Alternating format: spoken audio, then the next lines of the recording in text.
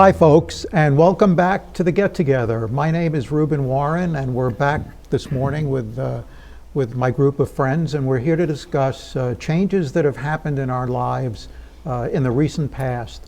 The first segment, we're going to be discussing changes that have occurred that in a positive way, and in the second half, we're going to try to discuss, if we have time permitting, we'll be discussing things that have occurred that we really don't miss. And let's just go around our little get-together over here. I'd like everybody to introduce themselves before we begin. Good morning. I'm Myrna Bornstein. Hello, I'm Andrea Simon. I'm Dave Frankel. I'm Joe Pratty. I'm Grace Pratty. Well, thanks everybody for being back here again today. And let's start off. We had a coin toss earlier, and Myrna lost. So she's going to be starting off with her first item. What I miss are my relatives. I miss the older generation of aunts and uncles who, while they were in their 90s, died quite recently in this century. And if I had a need for advice, I could call up Aunt Sarah or Uncle Joe. I could always reach out to Uncle Al and Aunt Claire, or Uncle Sammy and Aunt Minnie. And then there was my father's side of the family, my Aunt Ellen and my Uncle Artie, and a few other people. And I miss being able to talk to them. I find myself now in the position of the elder of the family. And I don't think I'm ready for that responsibility yet. My aunts and uncles on my mom's side were very, very well educated for people born in the early 1900s. One aunt was a PhD in clinical psychology, one had her master's in library science.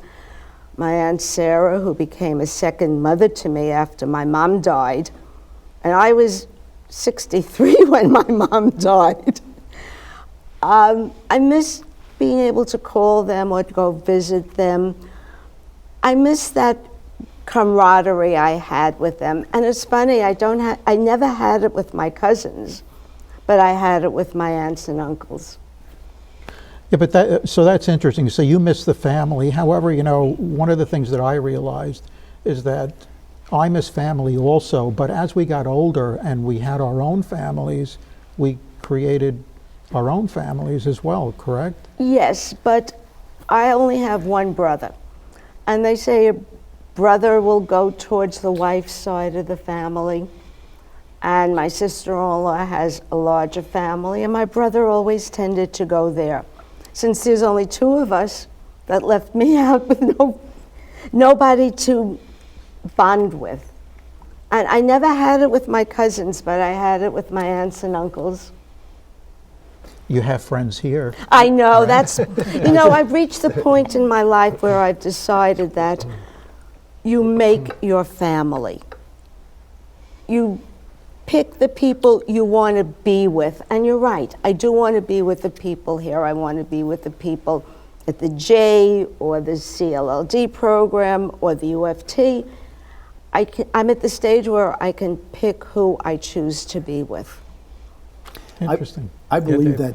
that I've heard this so many times over the years with CLLD and also in other programs that I'm involved with, where if you're 60, 70, 80, whatever it might be, I've heard students say, or people in the class say, I'm having such a good time because I met this person and we play cards on Tuesday night. And so the social interaction becomes very, very important, as you say, and I feel that way too, even though I still have a lot of social issues with people, I mean good ones, but yet you meet new people. It's a wonderful thing to have. You can choose the people you Right, want to be exactly. family with. I kind of agree with Dave and Myrna. I had my own experience in my younger years. I was about 11 years old, and my parent decided to teach me this discipline. And in the process of how she taught me to be a disciplined person, there was some kind of somewhat of a military camp. Not exactly like a military, but somewhat. So she sent me this with other boys and girls. And one day, because we had the bunk beds, the upper and the level. So I slept on the first floor, on the first level, and there was a girl above me there. For some reason, I don't know why I did what I did, but I picked my foot up and I pushed it, and she went flying off the bed. I got punished for that. That I had to stand for 2 days on a pole and stand there. And if I sat down a little bit, I'd be the next day. I didn't like that. That was a bad experience for me. I regret that it happened to me, but it was something that I had to learn, okay? We all have our horror stories. Yeah, I'm sorry to interrupt. I just want to continue the conversation. I just want to get to Andrea because I know she wanted to mention something. Yes, well, I also I retired 2 years ago, and I miss the social contacts of my job, being with people of different generations. I'm single, I don't have any children, so I have 2 sisters, one away in Massachusetts, one here on Staten Island, and it's often difficult. Sometimes I would say in my family, oh, they pay attention to you when you're sick, but when you're well, you have to kind of make your own way. That's why making new friends, which has been easy with this program, and then also keeping in touch with my friends in Manhattan and Queens, which I do. But what I also miss is stores and shopping. When you go, particularly for clothing, you want to feel the material. You want to try something on. You don't want to have to just order and then hope it fits and the thought of returning. So that's, difficult things that we have. And what I miss these days is ease of movement. When you get older, you get stiff. It's harder to get around and do things. I don't like driving at night. So these are things that, maybe 10 years ago I used to do these things. Now, not so much.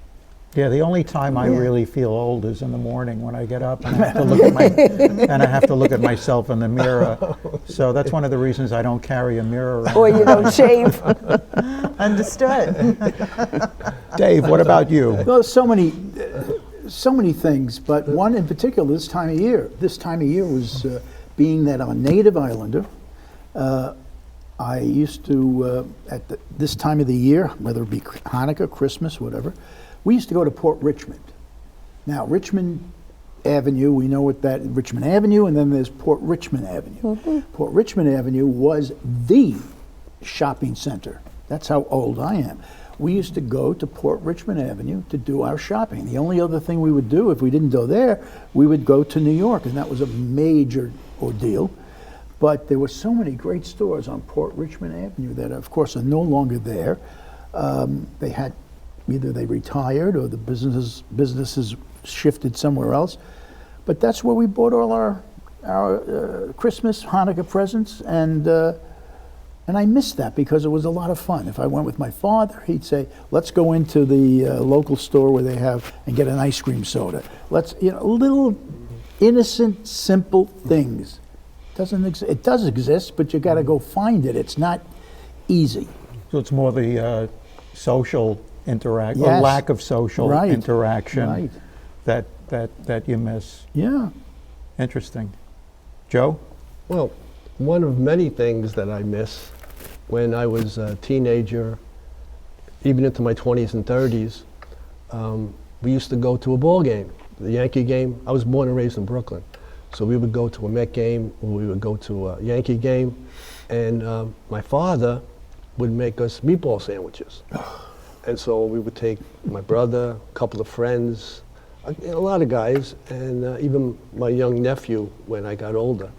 And so we would go to the stadium, and once we opened up our meatball sandwiches, the whole section smelled of garlic. Because my father used to make the meatball sandwiches with a lot of garlic.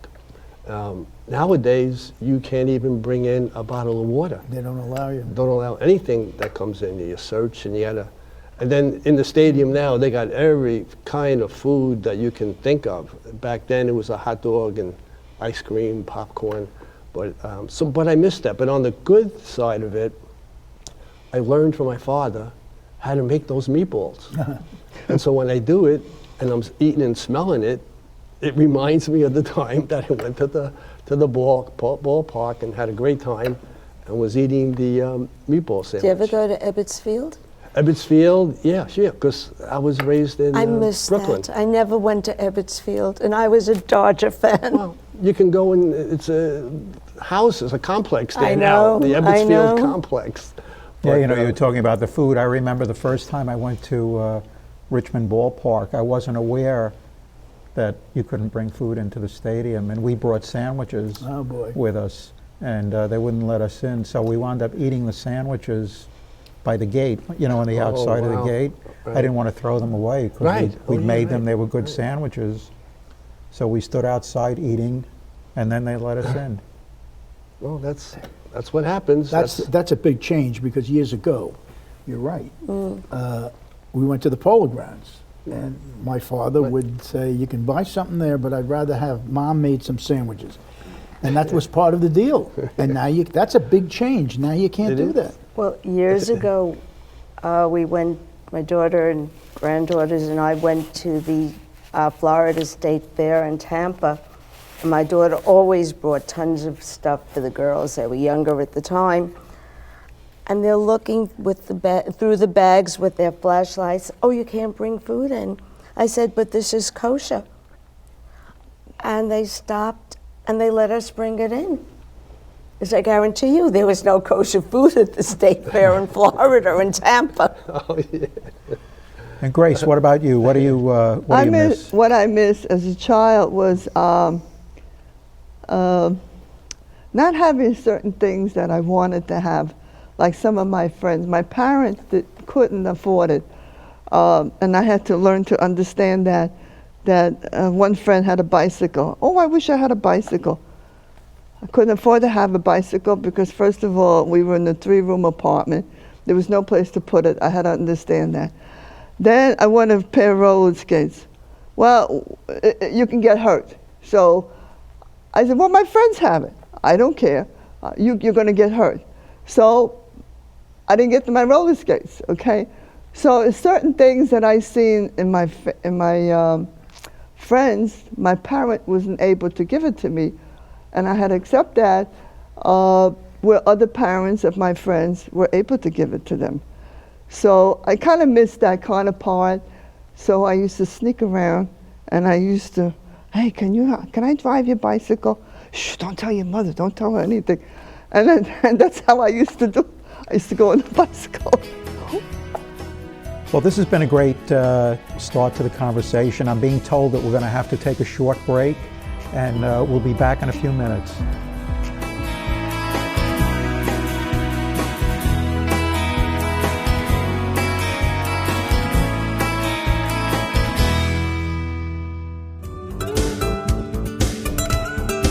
Yes, folks, this is another PSA announcement, and I don't mean an announcement for prostate-specific antigen tests.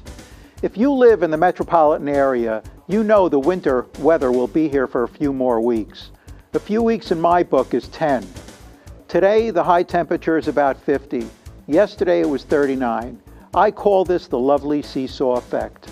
My coat rack has my winter coat on it, along with my spring jacket, my sweatshirt, my winter fur hat, a baseball cap, and a scarf. The coat rack is so heavy it's leaning at a 45-degree angle. But you know the worst thing about this kind of weather? For one, people are sneezing and coughing all over the place. And two, they're sneezing and coughing without covering their mouths. And I get it. They don't want to get their hands dirty. Do you know an uncovered cough or sneeze can send infected droplets up to 6 feet away and remain airborne for several hours? The live virus can also live on surfaces for up to 48 hours. The Centers for Disease Control and Prevention, the CDC, say that proper hygiene etiquette practices can help prevent the spread of illnesses, including influenza, respiratory syncytial virus or RSV, whooping cough, and severe acute respiratory syndrome, or SARS. So the next time you have the urge to cough or sneeze, please cover your mouth with a tissue if possible, or cough or sneeze into your arm. It's not just good etiquette, it's more that you don't make other people sick. And for those of a certain age, try coughing or sneezing with your head looking up. That puts less strain on your bladder and reduces the risk of leakage. And we'll discuss leakage on another PSA. Thank you.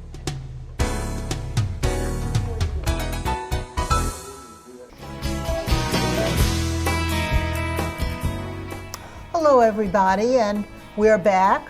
I'm Andrea. I will moderate this second segment when we talk about now, the present, what we like about changes that have happened in our lives. We're going to go around the horseshoes, our semicircle again, and we're going to start with Grace.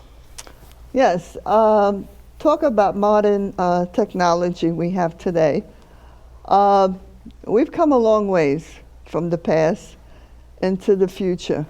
And some of them were good and some of them were not good, because technology really requires human beings to intercept programs, intercept information in there. So there are sometimes flaws in that. It's good in one way because you can get ahead. You don't need the paper. You can just put anything you want in there. You have Zoom in there.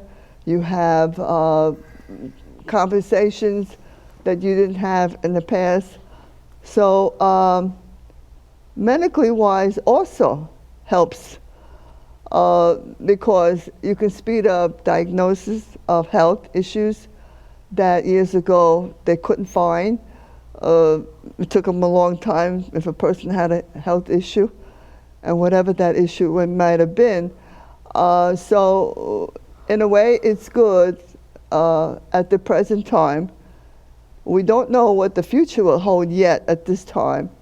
But with the knowledge that we all get, eventually, we've come to understand that there'll be better ways for medical, better ways of, even workforce.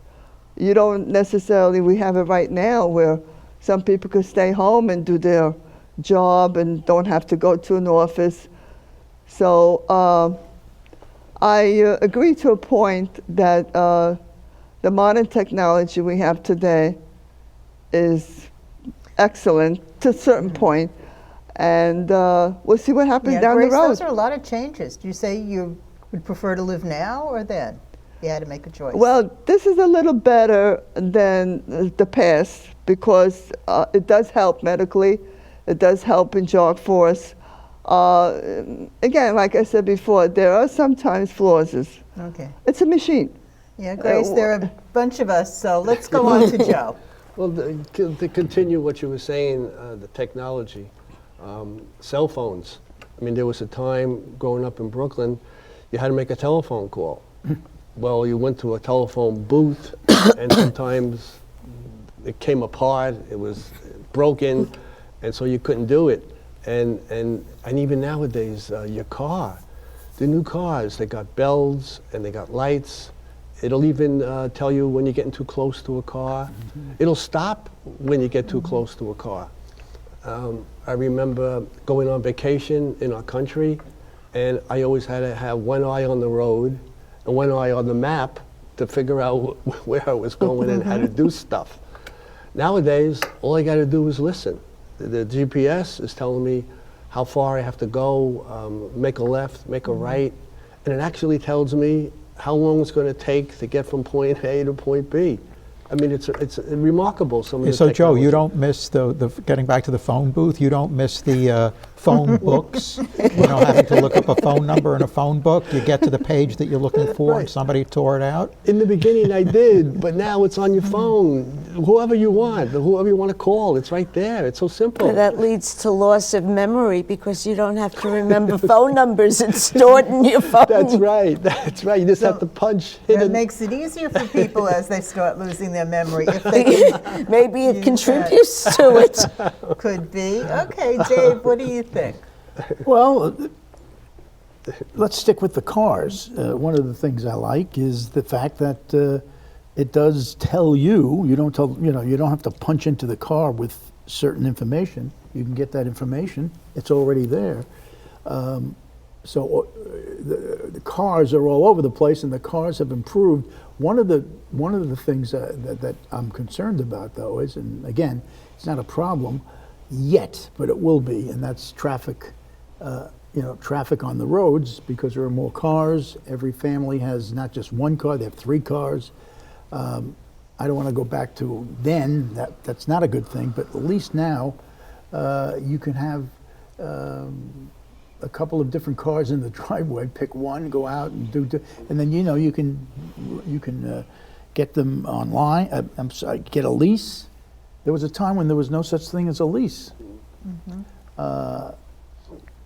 That's a long time ago, but I can remember we bought a car.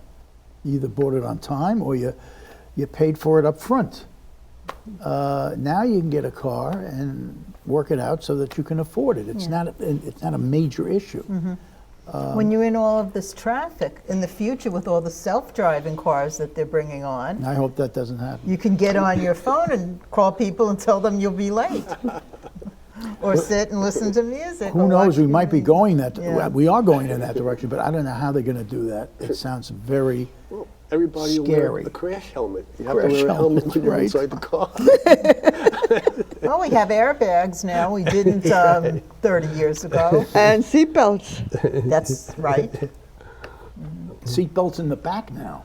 Yeah, Right, right. you have to wear a seatbelt in the back. I know my grandkids get in the back seat of the car and they immediately put a seatbelt on, which is, as a primary driver, if you drive a lot, how often do you wind up in the back seat of a car? The last time I was in the back seat of a car, somebody yelled at me to put the seatbelt on. That's And I said, why? You know? And let me say this: went over the Goldfalls Bridge. By the way, the Goldfalls Bridge. I'm going to bring that in. What an improvement Right. from the old Oh, one. yeah. Absolutely. The old one was dangerous, but when you go over a bridge or a tunnel, just keep moving, and they'll pick up the signal. That's pretty. I thought about that the other day. That's pretty interesting how they did that. How that can be done. They can pick up the signal, and you don't have to pay I mean, at with the booth. tolls, Yeah. with the tolls. So that's just a few things. There's so many things. You can go on and on and on about all these improvements and things that I like, but I'm glad some things really work. True. Now, before we have the general discussion, let's hear what Myrna has to say. Well, I was thinking about this as everybody was talking. And I remember back in 1989 when the Board of Education, now it's the Department of Education, brought technology into the school offices. As a school secretary, the district I was in was the third one to go online citywide. So all the paperwork that we had to do, we now did data entry into the computer. We started doing typing rather than on an electric typewriter, we typed on a word processor. But I found that sometimes because it was easier to physically do the work, we ended up doing more work. Because principals caught on to the fact that, hey, I don't like the way this sentence sounds, let's change it. And you went like that and changed it. But I did embrace the technology, I thoroughly enjoyed it. It made life a lot easier in the long run, and to this day, 40 years later, computers, cell phones, it's the way to go. You're right. It's true with office work. If you had to made typos, no more whiteout, no more taking out paper, doing it again, you just made little changes. And then if you were updating Yeah. reports for the following month, you just copied it, changed it, updated your numbers, and then with your spreadsheets, it would add for you. Right. But they found, I always found that principals or people you work for had a way of changing it sometimes just because it was so easy to do. Right. Well, in school, no more snow days. They work at home. Right. Yeah. That's another discussion too. How Snow that turned around because of snow days or because of COVID. A lot of people stayed home, teachers and students, and now people in business, and now they're thinking about there's something interesting about that. You can come to work 3 days a week, take 2 days off, and do the work at home. I mean, that's a discussion unto itself.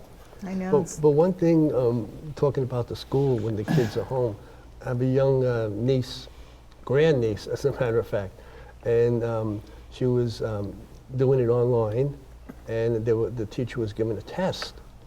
And the little girl is kind of smart because she had Alexa right by her. So she was asking Alexa the answers to the questions that the teacher was giving them. And so she got 100 because she used the technology that we now have, and it really shouldn't have done it. Right. And then her mother caught her, and she paid the price for that. But sometimes technology, the kids are thinking that they're a lot smarter, and they use the technology not to their benefit, in a way, but they have all the answers because they got the... Yeah, well, that's a smart girl, and she did She learn. is. And children She is. think differently than Yes, adults. Right, absolutely. Well, they do. hopefully the parents have that under control, right? Yeah. Yeah, hopefully, hopefully. Okay, before we get to the end of the segment, let's hear what Ruben has to say. Do you have any new advances and things that you Yeah, well, like? one of the things that I think has improved for the better is air travel, airplane travel.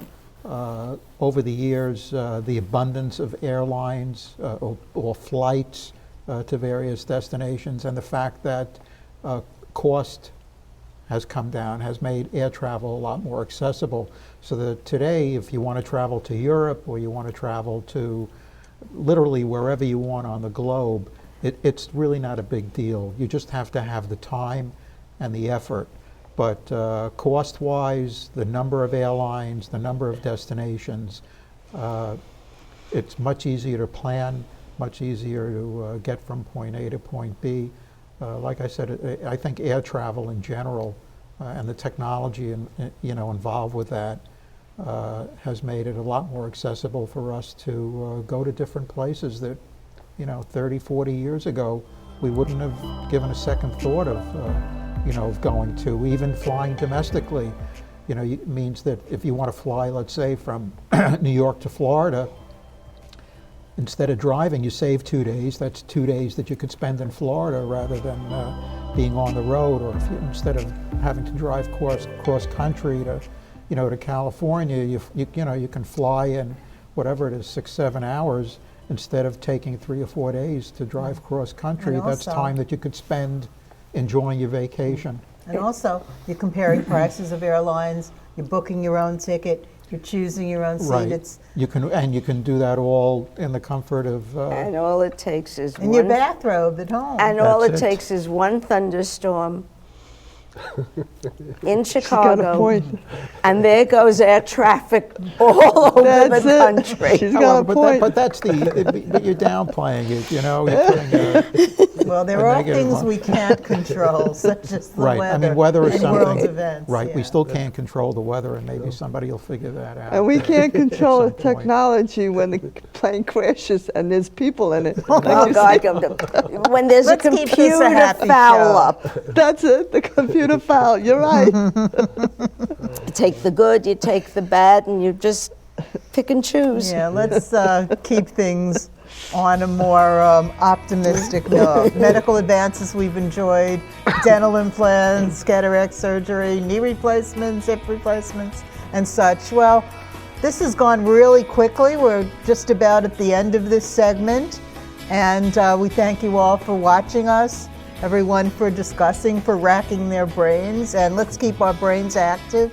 and think about the past and draw our inference from it, but also enjoy the optimistic advances of the present. So bye, everybody. Till next time. This is The Get Together.